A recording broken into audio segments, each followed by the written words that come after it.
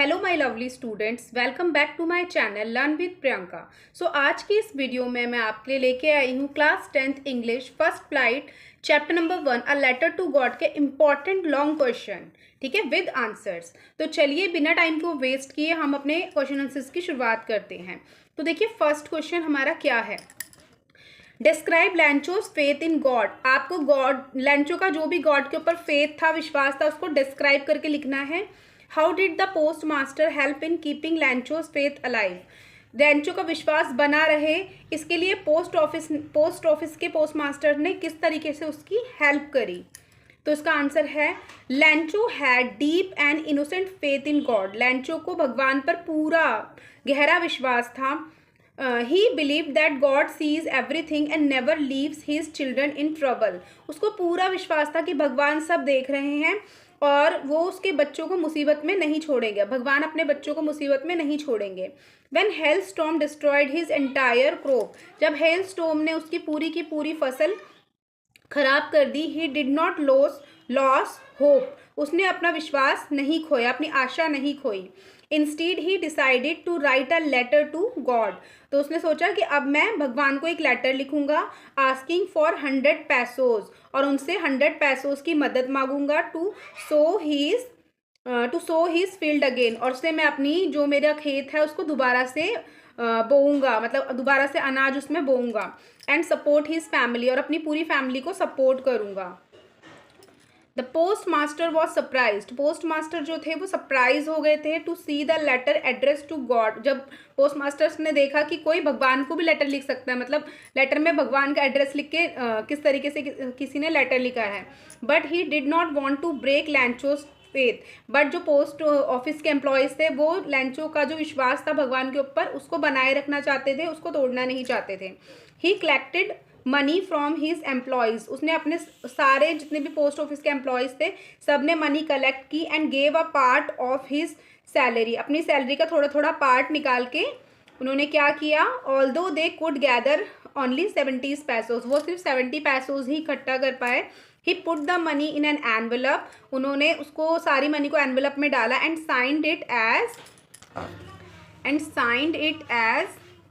God, और उसमें signature कर दिए भगवान के। This kind act helped maintain Lencho strong belief that God listen to the prayer of honest people.